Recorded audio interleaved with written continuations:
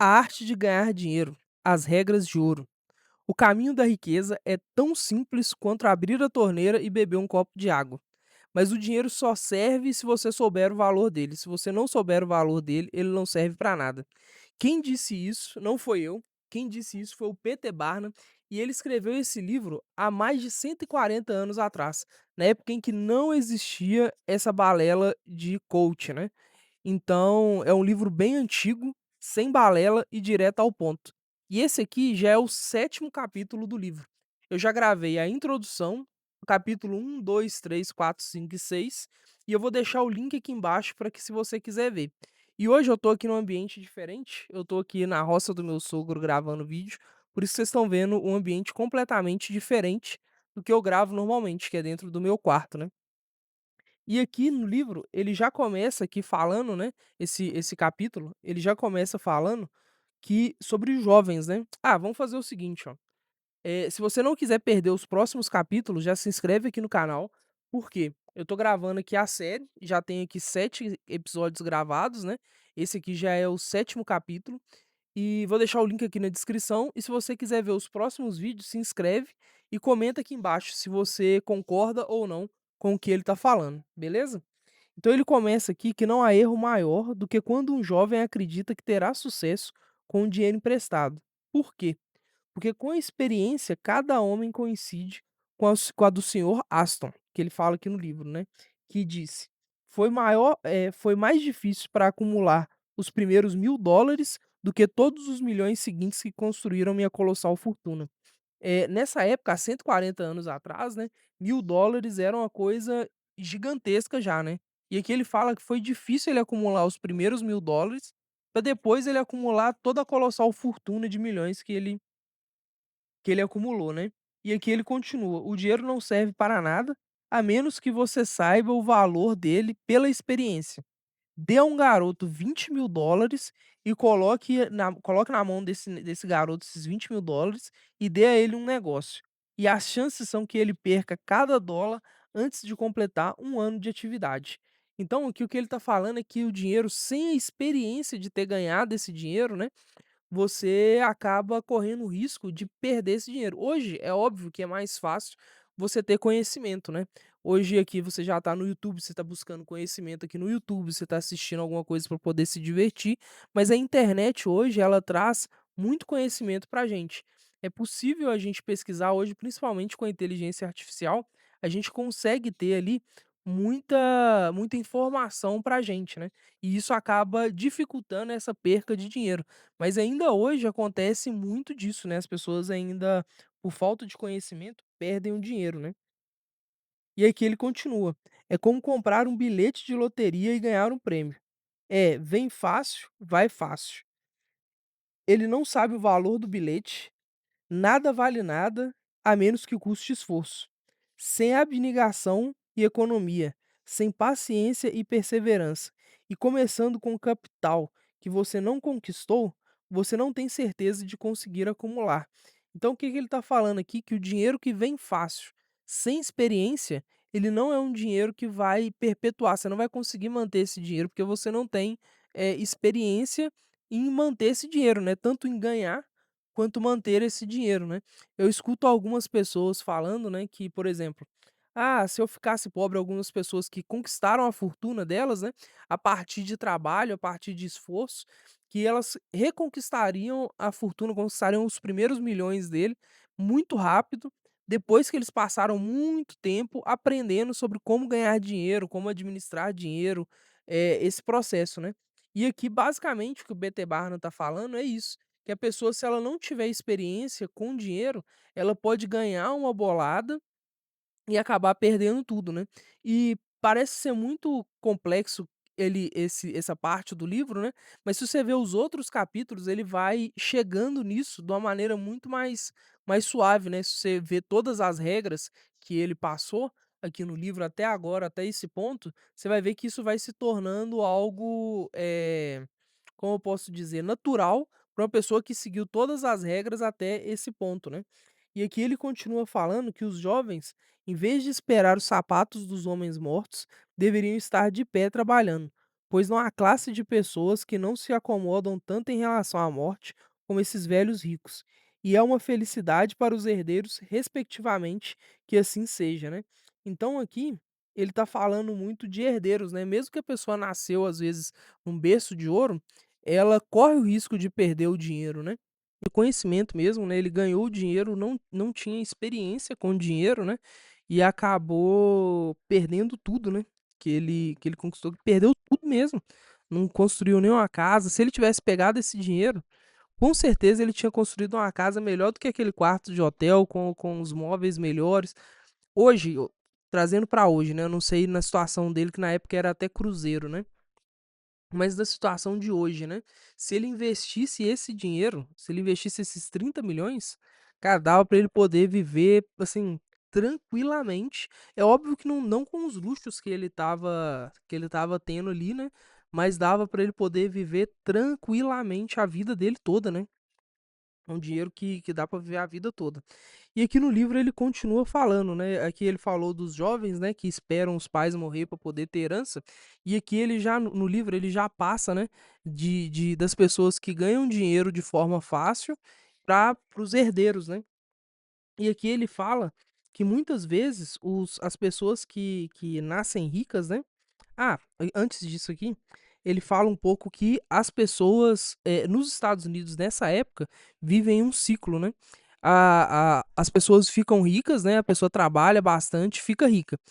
Aí passa uma, duas, a terceira geração, a pessoa já vive no luxo, não sabe o que que foi feito para poder trabalhar, né? Que a pessoa trabalhou, conseguiu o dinheiro, teve ali um certo conforto. O filho dele acompanhou, segundo o livro, né, acompanhou aquela trajetória, consegue manter. Mas o neto dele não lembra, não sabe, não tem informação de quanto que o avô dele trabalhou para poder conquistar aquelas coisas, não trabalha a quantidade que tem que trabalhar, né, não se sustenta e acaba ficando pobre, né? Então vive esse ciclo, né? Avô rico, pai rico e filho pobre, né? Eu acho que o livro do Pai Rico, Pai Pobre também fala um pouco disso. Não lembro exatamente, mas ele fala dessa questão, né? Que aqui ele também cita, né, que não há caminho régio, que não há caminho fácil para o aprendizado. Que diz um provérbio que diz assim, né? Que não há um caminho fácil para o aprendizado. Mas também ele adiciona aqui que não há um caminho fácil para a riqueza, né? Ambos o caminho é difícil. Não tem caminho fácil para a riqueza, né? E aqui ele continua, portanto. No que diz a respeito à riqueza, vá em frente confiante, estude as regras e, acima de tudo, estude a natureza humana, pois o estudo adequado da humanidade é estudar o homem. E esse ponto aqui é bem interessante, né? Porque eu trabalho com marketing também, eu tenho, eu tenho conhecimento nessa área, né? E realmente o que faz a diferença também no marketing, que é o ato de fazer uma venda, né? Que marketing sem venda não é marketing, na minha opinião, é você conhecer a pessoa que está comprando aquele produto, né? A pessoa que tem interesse em comprar aquele produto. Se você conhecer bem, saber quais são os desejos, os anseios dessa pessoa, a venda vai ser muito mais fácil, né? Então, isso aqui que ele fala, eu concordo bastante. E você descobrirá e você descobrirá que, enquanto expande o intelecto e os músculos, sua experiência ampliará e lhe permitirá que a cada dia acumula mais e mais capital e mais riqueza, e investindo esse dinheiro, você vai ter os juros do investimento e você vai conseguir chegar a um nível de independência, né? Aqui ele está falando que à medida que você vai estudando, que você vai conhecendo, que você vai aprendendo mais também sobre as pessoas, sobre como é que as pessoas agem, né? Você vai sim conseguir ter experiência suficiente para poder manter o dinheiro e até conquistar mais dinheiro, né? E aqui ele continua, né? Falando. Aqui ele já começa falando sobre os meninos que ficam ricos, os meninos que eram pobres e ficam ricos, e os ricos que ficam pobres, né? Aí ele fala aqui muito sobre o herdeiro, né? Essa volatilidade que acontece, né? Que ele conta aqui no livro que o pai nasceu pobre, trabalhou, conquistou a riqueza dele, o filho, vendo o pai trabalhar, começou a fazer o processo de trabalho também, começou a trabalhar para poder manter aquela fortuna, mas o filho dessa pessoa, ela não viu o trabalho, e aí ela viveu uma vida de luxo. E normalmente, assim, quando você é uma pessoa que tem uma quantidade de dinheiro exorbitante, as pessoas que te cercam, e isso eu já vi algumas vezes, as pessoas que te cercam têm o medo de falar que você está tomando a decisão errada. Você acaba sendo a pessoa que sempre está certa, mesmo não estando. Porque as pessoas que estão em volta, elas vão apoiando tudo que você vai fazendo para poder se manter ali em volta e manter conquistando dinheiro, né? E aqui ele fala que as pessoas falam para esses jovens ricos, né? Você é rico, você nunca terá que trabalhar, você pode sempre ter o que quiser, pois você já nasceu com a colher de ouro na boca. E aí ele aborda isso aqui falando, né? Que esse jovem ele vai crescer, ele não vai trabalhar, ele vai começar a gastar o dinheiro, ele vai curtir, né, entre aspas. E no final da vida, esse menino vai falar assim, ó: "Para que serve ser rico se eu não posso me divertir, né?" Então, ele basicamente ele queimou todo o dinheiro dele, ele queima todo o dinheiro dele com diversão, e às vezes a fortuna nem é tão grande assim, né, para poder suportar todo esse gasto, toda essa farra, né. E aqui ele fala que em casos assim, a pessoa arruína, né, a saúde, a carteira e o caráter, né. Então, muitas pessoas acabam nascendo, num berço de ouro e não conseguem manter aquela todo aquele dinheiro, toda aquela riqueza por conta disso, porque ela não tem a mentalidade para poder conseguir. Quando fala assim de mentalidade, né, parece que tá falando de coach, né? Mas não é, eu acho que é um padrão de pensamento, né? Você conseguir economizar, você conseguir pensar no longo prazo, acredito que é uma questão de mentalidade mesmo, né? E eu separei aqui um outro vídeo que é muito interessante, é uma história bem interessante do homem que foi muito rico. Assim, dinheiro que, na minha opinião, era para nunca acabar. Esse aqui, literalmente, ele era bilionário, bilionário mesmo, e ele acabou ficando pobre. Vou colocar aqui o vídeo pra gente poder assistir junto. Ele foi herdeiro de uma fortuna bilionária e se gabava de nunca ter trabalhado. Mas por um erro de cálculo, perdeu toda a sua fortuna e da família e acabou morrendo na pobreza. Não, você pensar que o Barney escreveu esse livro há 140 anos. Há 140 anos. E aconteceu exatamente isso. Aqui no Brasil, ele escreveu isso nos Estados Unidos há 140 anos. E aconteceu aqui no Brasil uma história semelhante, né? Você vê como é que o ciclo se repete, né? Conhecido como um dos maiores playboys do Brasil, viveu cercado de luxo, dinheiro, ostentação e festas intermináveis. Hoje, você irá conhecer a polêmica história de um playboy nascido em berço de ouro que foi do auge da riqueza à falência total. Nascido em 5 de fevereiro de 1916 no Rio, Jorginho Guinle foi um dos nomes mais icônicos da alta sociedade brasileira do século XX. Seu estilo de vida extravagante, seu apreço por festas luxuosas e amizades com celebridades internacionais fizeram com que ele se destacasse como um dos maiores playboys do Brasil. Jorge era filho de uma das famílias mais ricas do Brasil na virada do século passado. E para entender a origem dessa riqueza, é preciso remontar ao século XIX. O patriarca da família, Eduardo Palacin Guinle, criou um armazém de produtos importados em 1870 no centro da cidade do Rio de Janeiro. Aos poucos, a família expandiu suas atividades de atuação para a construção de estradas, aquisições imobiliárias e ferrovias. Mas foi em 1882 que eles conseguiram uma concessão que faria com que eles se tornassem milionários. A concessão de 90 anos de reforma e administração do Porto de Santos, o principal do país.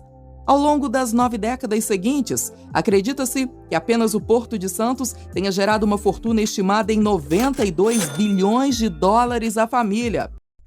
Cara, são 90 bilhões. 92 bilhões. Não é 92 milhões, não. E aí, não é em real, não, cara. É em dólar. Cara, em dólar, 92 bilhões de dólares. É loucura. É dinheiro demais. Entre outros empreendimentos de destaque liderados pelos Gimli estavam o Banco Boa Vista e o Hotel Copacabana Palace.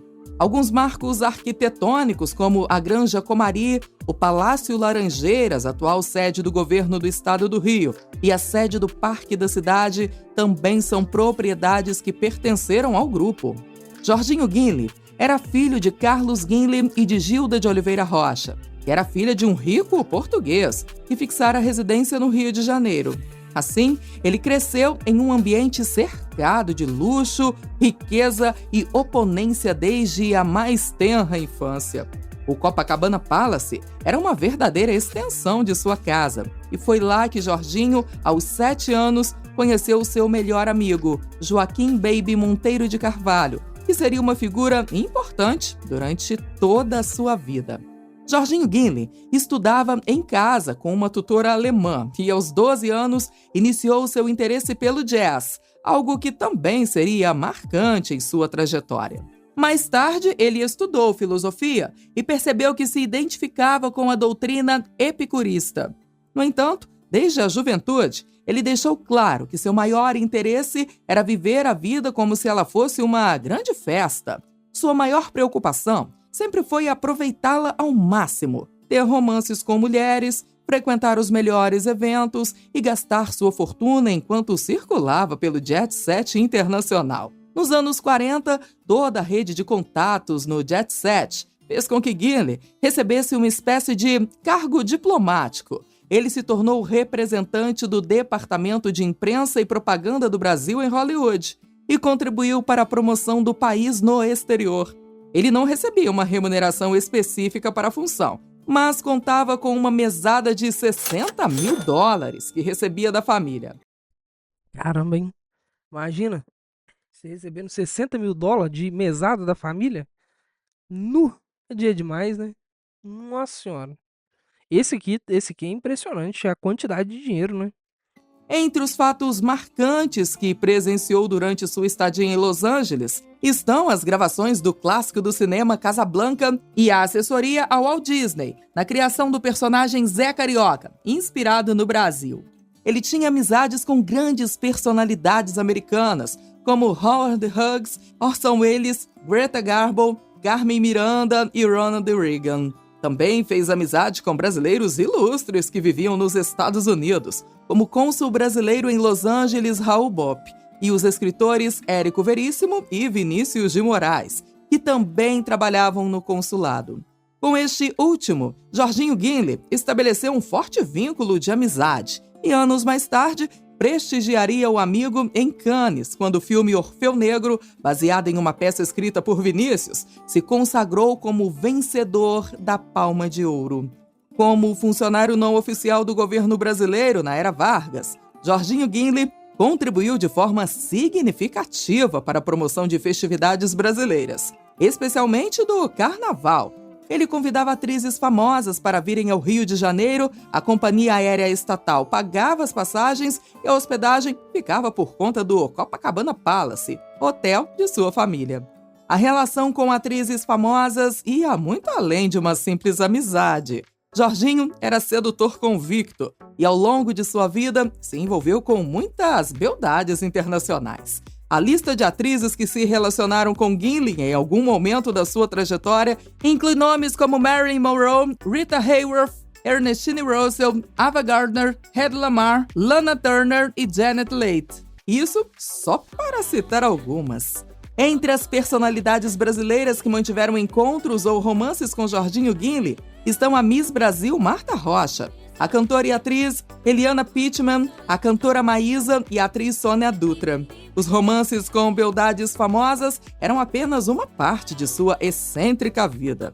Durante décadas, Jorginho foi a personificação do luxo, vivendo de maneira exuberante. Ele era um frequentador assíduo das melhores festas e boates do Rio de Janeiro e de outras capitais ao redor do mundo. Apesar de o meio social no qual vivia ter permitido que ele fizesse negócios ou investimentos, ele se recusou a investir no empreendimento que lançou o primeiro cartão de crédito do mundo, o Diners Club. Gimli se orgulhava de não precisar trabalhar e assumia publicamente que seu maior prazer era gastar seu tempo e dinheiro com os prazeres hedonistas. Caramba, velho, ele podia ter só colocado dinheiro no negócio, colocado pessoas para poder trabalhar e ele ganhar dinheiro, né, com aquilo ali para poder continuar mantendo a vida dele de luxo, né? A vida dele ali. Pô, se ele tivesse simplesmente investido parte do dinheiro, né? Eu acredito que ele não teria tido o fim que teve, né? Assim, falar que ele não curtiu a vida é doideira, né? Porque o cara curtiu adoidado, né? Mas, tipo, quase que um Chiquinho Scarpa, né? O Chiquinho Scarpa, eu não sei se ele cuida, se ele curte tanto assim igual esse cara, mas esse aí curtiu adoidado, né? O mundo inteiro, né? Mas mesmo não tendo trabalhado oficialmente, Jorginho Gimli teve um emprego por 30 anos. Ele recebia um salário da Companhia Internacional de Seguros, que pertencia à sua família, embora raramente fosse lá. Jorginho se casou algumas vezes. O primeiro casamento foi com a americana Dolores Stewart, filha de um famoso dramaturgo norte-americano. Os dois ficaram casados de 1944 até 1954 e tiveram um filho juntos, Jorge Eduardo Gimli Filho. Depois, Gimli se casou com Lonita Salles Pinto, que foi mãe de sua segunda filha, Georgina. O casamento durou 7 anos. Depois, ele se casou com a atriz Tânia Caldas, com quem não teve filhos, mas Gimli teve ainda um quarto casamento, com Maria Helena Carvalho, com quem teve seu filho caçula, Gabriel. Quando seu filho mais jovem nasceu, as coisas já haviam mudado bastante na vida de Gimli. A concessão que sua família tinha do Porto de Santos se encerrou em 1972. Assim, a partir dessa época, a entrada de dinheiro começou a diminuir de forma significativa. Aos poucos, Jorginho Gimli foi se desfazendo de bens para manter seu estilo de vida extravagante. Pô, nessa época aí ele já devia ter começado a correr atrás de investir, né? Parado um pouco e começar a investir em coisas que poderiam dar a ele um retorno financeiro, né? Porque, pô, se foi meio que avisado, né? Pra poder manter o padrão de vida, né? Ele vendeu sua coleção de discos de jazz, sua coleção de trens em miniatura e também seu Rolls Royce. Também fez algumas publicidades, como as de empreendimentos imobiliários para aumentar sua renda. Ó, virou influência, ó. Mas nessa época não tinha Instagram. Se tivesse Instagram, ele tava rico até hoje. Em meio à perda vertiginosa de renda, Jorginho Gimli viveu uma tragédia familiar no meio da década de 80. Seu primogênito, o artista plástico Jorge Eduardo, que era homossexual assumido, começou a manifestar os sintomas de AIDS aos 40 anos. Seu quadro clínico rapidamente se agravou e o artista plástico faleceu em 18 de maio de 1987. Felizmente, Jorginho e sua então esposa Maria Helena conseguiram embarcar para Nova York a tempo de se despedir oficialmente de Jorge. No final dos anos 80, a família Gimli vendeu o mítico hotel Copacabana Palace ao americano James Stewart, dono de uma rede internacional de hotéis. E após seu divórcio de Maria Helena, a decadência financeira entrou de vez na vida de Jorginho Gimli. Nos anos 2000, ele estreou uma série de comerciais de uma empresa de lingerie, cujo slogan lembrava seus tempos áureos. Em 2001, ele tentou se lançar como guia de turismo para viagens de glamour a destinos na Europa e nos Estados Unidos. Contudo, os atentados de 11 de setembro frustraram os planos. Então Gimli acabou abandonando a ideia. Qual é o seu trabalho? Meu trabalho, eu sou uma espécie de guia turístico. Eu faço as coisas, por exemplo, a primeira coisa que a gente vai fazer agora é ver os castelos da França. No fim, mesmo tendo acumulado uma grande fortuna ao longo da vida por ser herdeiro, o dinheiro de Jorginho Gimli acabou devido a um erro de cálculo. Além da má gestão do grupo ter levado a fortuna familiar ao esgotamento, Jorginho Guinle calculou que sua fortuna seria suficiente para que ele vivesse naquele mesmo estilo de vida extravagante até os 75 anos. Acontece que o playboy subestimou sua própria longevidade, já que ele viveu até os 88 anos, 13 anos a mais do que sua previsão inicial. Mesmo depois que vendeu sua parte no Copacabana Palace, que era seu principal ativo, ele não readequou seus hábitos no cotidiano e continuou vivendo como se nada tivesse acontecendo. Foi assim que ele foi forçado a abrir mão de todos os seus bens para manter seu estilo de vida. Em seus últimos anos, ele dependia da generosidade de familiares e amigos para conseguir sobreviver no país. Uma dessas pessoas era a amiga Ruth de Almeida Prado, que muitas vezes o hospedava em seu apartamento. Outra ajuda recorrente vinha de depósitos da família Monteiro de Carvalho, no valor de R$ 12 mil. Isso porque ele e seu melhor amigo, Baby Monteiro de Carvalho, tinham prometido que se ajudariam caso um deles acabasse pobre. Além disso, ele recebia uma aposentadoria do INSS pouco superior a R$ 1.550 por mês. Guinle não se incomodava de receber ajuda de amigos, mas de aposentadoria, sim. Em sua visão, ele nunca tinha feito nada de produtivo em sua vida para ter direito ao benefício e sentia que era uma injustiça com as pessoas pobres e trabalhadoras que ele recebesse o valor. De toda forma, em 2004, Jorginho Guinle sofreu um aneurisma da aorta abdominal e foi internado no Hospital Municipal de Ipanema, no Rio de Janeiro. Seu quadro piorou apenas alguns dias depois. Sentindo que estava perto de morrer, o Bon Vivant assinou um termo de responsabilidade no qual assumia as consequências de deixar as instalações médicas e foi passar seus últimos dias no céu, que era seu quarto de hotel no Copacabana Palace com vista para o mar, onde viveu boa parte de sua vida. Acompanhado de seu filho caçula, Gabriel, ele fez sua última refeição nas dependências do hotel, comendo estrogonofe de frango, acompanhado de um milkshake de baunilha e sorvete de framboesa. Antes de deitar, tomou um chá inglês ao som de John Coltrane e, durante a madrugada, fez sua partida deste mundo.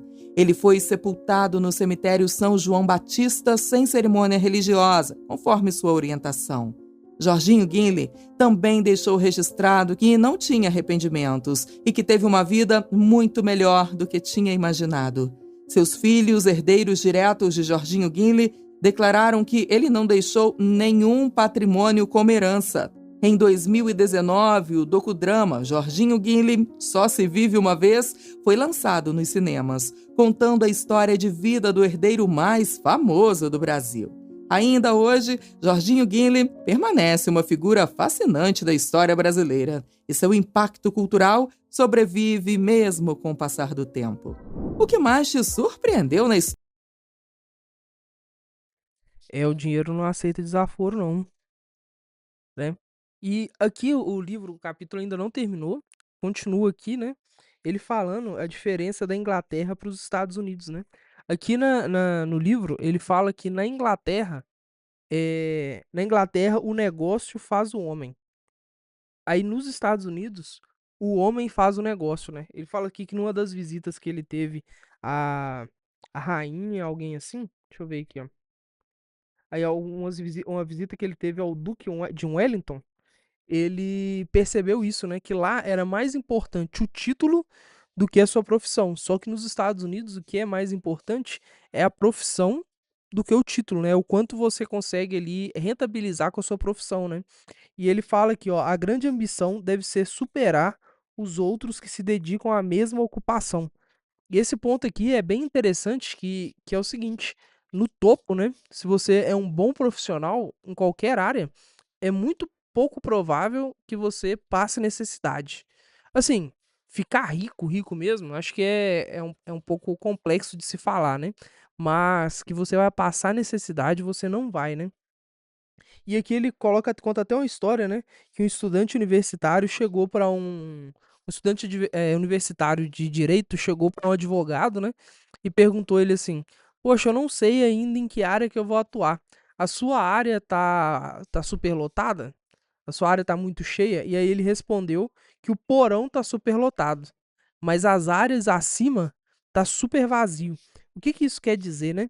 E aqui no livro ele fala, né? Nenhuma profissão, ofício ou vocação está superlotada dos andares superiores. Onde quer que você encontre o comerciante ou banqueiro mais honesto e inteligente, ou o melhor advogado, o melhor médico, o melhor clérigo, o melhor sapateiro, carpinteiro ou qualquer outra coisa, esse homem é o mais procurado. Então, com certeza você conhece aí alguém que, precisava de um médico, aí você vê umas 3, 4 pessoas indicando, é esse tipo de pessoa que ele tá falando, né? Que ela vai ser sempre muito procurada, né? E tem o suficiente para fazer, e sempre tem cliente suficiente para poder viver, né? E aqui ele finaliza, né, que o lema, então, é sempre a excelência, pois ao cumpri-lo não haverá falha, né? Se você tiver excelência naquilo que você está fazendo, você não vai ter falhas, né? Dentro nessa possibilidade, né? É óbvio que na minha opinião, assim, ficar multimilionário é um pouco difícil, né? Talvez até ficar milionário não, se investir bem, saber estudar, seguir as regras, talvez ficar milionário, talvez não, tá? Mas ficar multimilionário é muito, muito complicado. E bilionário, igual o Gimble na história que a gente viu, cara, nossa, aquilo ali é demais. Ou é muitos bilhões de dólares. Eu fico curioso pra saber como é que ele conseguiu gastar esses bilhões de dólares, né? Eu fiquei mais curioso em saber como ele conseguiu gastar. Mas é isso aqui que ele está falando, né? Que através do conhecimento você consegue, além de construir a sua riqueza, manter a sua riqueza, né? E aqui ele faz um adendo separando, né? Quem que é os herdeiros, né? Que o herdeiro, ele ganha, se ele não souber administrar o dinheiro, não interessa, né? Então a máxima que fica desse capítulo realmente é o conhecimento. Adquirindo conhecimento, você consegue conquistar uma riqueza, uma vida confortável, e você consegue também manter, né, essa vida e ter uma vida tranquila, tanto para você quanto para sua família, né? Então é isso aí. O que que você achou desse capítulo? Deixa aqui nos comentários o que que você achou. Esse vídeo ficou bem longo, né? Ficou com 42 minutos aqui. E se você chegou até o final, escreve aqui nos comentários aqui é, que eu vou ficar rico. Escreve lá nos comentários. Eu vou ficar rico ano que vem, que agora já tá no final do ano. Tá um pouco difícil, né? Tá faltando 45 dias para poder acabar o ano. E se você não tá inscrito ainda aqui, se inscreve. Que no momento que eu tô gravando esse vídeo, tá faltando 2 pessoas pra gente poder chegar a 60 inscritos. E me ajuda aí a chegar na meta de 100 inscritos. Beleza? Se você achou que tem alguma coisa a melhorar no canal, alguma coisa, também comenta aqui pra gente poder tá melhorando também. E me fala o que que você tá achando da série, beleza? Então, fechado. Valeu.